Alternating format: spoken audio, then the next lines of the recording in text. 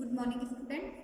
आज हम कक्षा 9 में गद्य खंड के पाठ 6 लेखक हरिशंकर प्रसाई द्वारा लिखित प्रेमचंद्र के फटे जूते के बारे में पढ़ेंगे, जो कि एक व्यंग्यात्मक शैली में लिखा गया पाठ है। हरिशंकर प्रसाई का जन्म सन 1922 में मध्य प्रदेश के होशंगाबाद जिले के जमानी गांव में हुआ। नागपुर विश्वविद्यालय से एमए करने के बाद कुछ दिनों तक अध्यापन किया।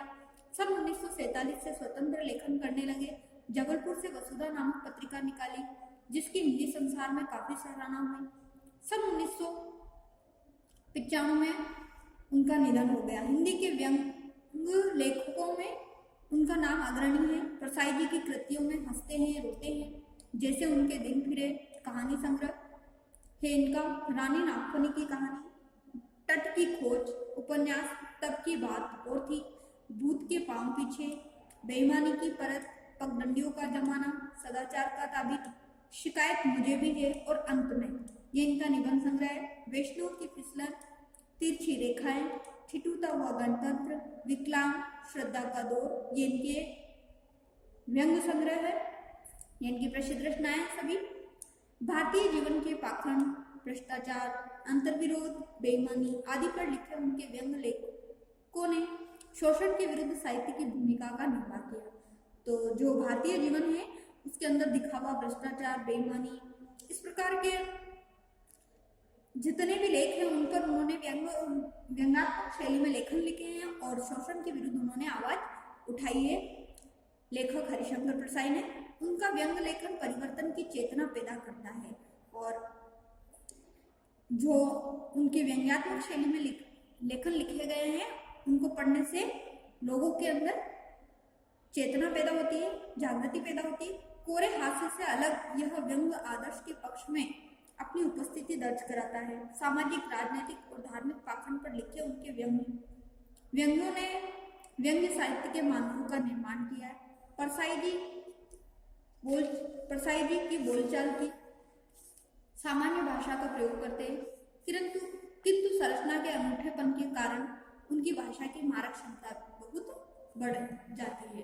और इस प्रकार से उन्होंने जो अपने लेख लिखे हैं व्यंग्यात्मक शैली में, उसमें सरल भाषा का प्रयोग किया है, परंतु संरचना उनकी जो रचनाएं होती है उसमें अनूठेपन के कारण उनकी भाषा की जो क्षमता होती है वो बढ़ जाती है। प्रेमचंद्र के फटे जूते शीर्षक निबंध में प्रसाई जी ने प्रेमचंद्र के व्यक्तित्व की सादगी के साथ एक रचनाकार की अंतर्भेदी सामाजिक दृष्टि का विवेचन करते हुए आज के दिखावे की प्रवृत्ति एवं अवसरवादिता पर व्यंग्य किया है। तो जो प्रेमचंद्र थे उनका जो व्यक्तित्व था बहुत ही सरल, सादगीपूर्ण था। वो एक बहुत अच्छे रचनाकार थे, परंतु उनके अंदर दिखावा बिल्कुल नहीं था। तो लेखक ने जो आज की जो दिखावे की प्रवृत्ति है, जो पीढ़ी है, उस पर व्यंग्य किया है। प्रेमचंद्र के फटे जूते। प्रेमचंद्र का एक चित्र मेरे सामने है। पत्नी के साथ फोटो खिंचा रहे हैं, सिर पर किसी मोटे कपड़े की टोपी, कुर्ता और धोती पहने हैं, कनपटी चिपको है, गालों की हड्डियां उभर आई है, पर घनी मूछें चेहरे को भरा भरा बता रही है। तो लेखक के पास एक ऐसा चित्र है प्रेमचंद्र का, जिसमें अपने पत्नी के साथ वो फोटो खिंचा रहे हैं।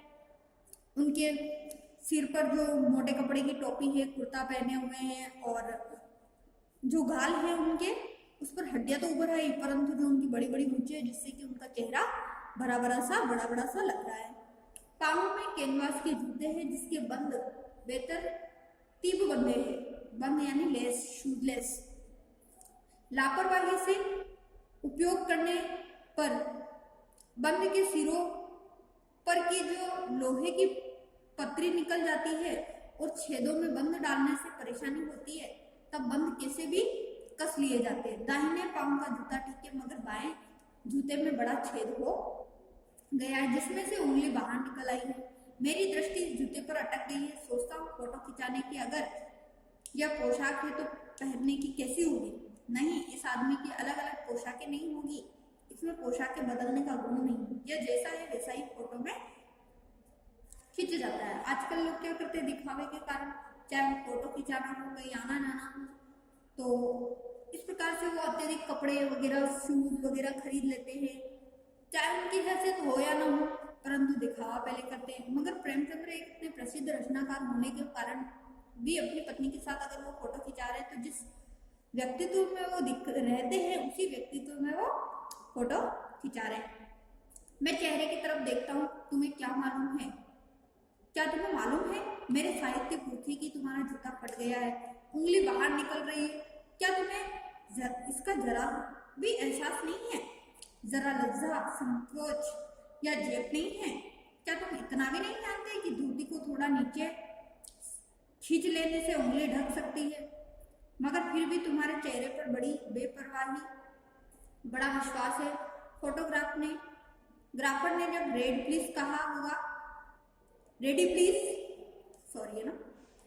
प्लीज कहा होगा, तब परंपरा के अनुसार तुमने मुस्कान लाने की कोशिश की होगी।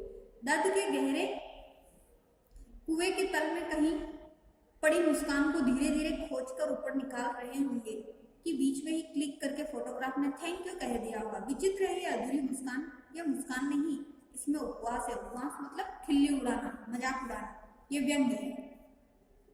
तो लेखक कह रहे हैं कि किस प्रकार से जैसे तुम्हें थोड़ी बहुत भी परवाह नहीं थी क्या तुमने कभी सोचा नहीं कि मैं अपनी धोती को थोड़ा सा नीचे खींच लूं जिससे ये जो फटा हुआ जूता है वो दिखाई नहीं देवे। और तुम जिस प्रकार से धीरे धीरे अपनी मुस्कान को बिखेर रहे थे, इतने में तो फोटोग्राफर ने तुम्हारा फोटो खींच के थैंक यू कह दिया होगा।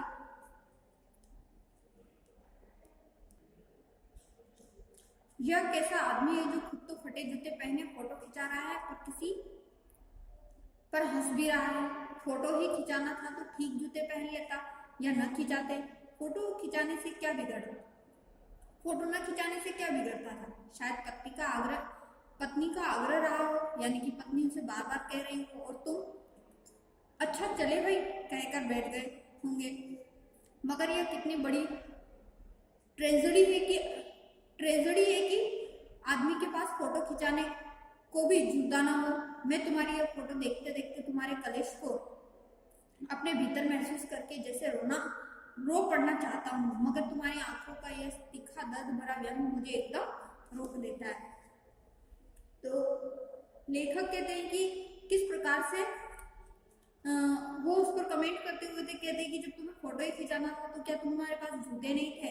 और तुम्हें अगर फोटो ना खिंचाते तो चल सकता था ना, परंतु हो सकता है कि तुम्हारी पत्नी ने बार बार आग्रह किया हो जिसकी वजह से तुमने फोटो खिंचाया हो।